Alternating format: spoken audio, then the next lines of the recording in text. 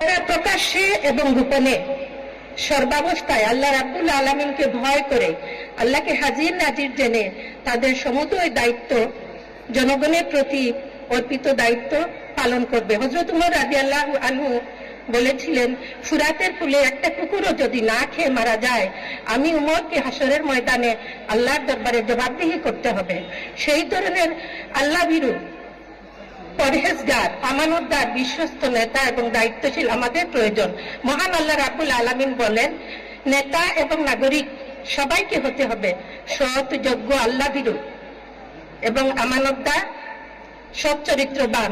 মহান আল্লাহ বলেছেন, জনগণের লোকেরা যদি আল্লাহর উপরে ঈমান আনে এবং আল্লাহকে ভয় করে চলার নীতি অবলম্বন করে, তাহলে আল্লাহ রাব্বুল আলামিন আসমান এবং জমিনের সমুদয় রহমত বরকতের দরজা তাদের জন্য খুলে দিবেন।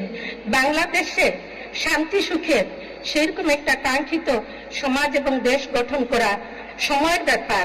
ইনশাআল্লাহ যদি আমরা সবাই ঐক্যবদ্ধ হই, আমরা সবাই যদি চেষ্টা করি, আগামী 12 তারিখে আমরা সবাই ভোট কেন্দ্রে যাব, নিজেদের বিবেকের রায় আমরা প্রদান করব এবং সৎ, যোগ্য, ইমানদার, আমানতদার প্রার্থী এবং নেতাকে আমরা বাছাই করে নেব, যাদের হাতে দেশ এবং জাতি নিরাপদ থাকবে।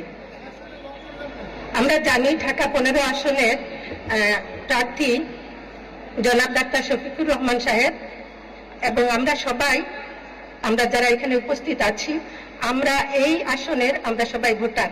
আমরা ভোটও দেব, দোয়াও করব এবং সার্বিকভাবে সহযোগিতা করব, যার যার ভূমিকা এবং দায়িত্ব পালন করব দেশের জন্য, জাতির জন্য, উম্মার জন্য।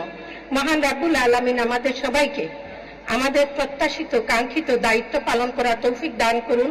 সবাইকে আল্লাহ সুস্থ রাখুন, আমাদের পরিবার পরিজন সবাইকে আল্লাহ হেফাজত করুন।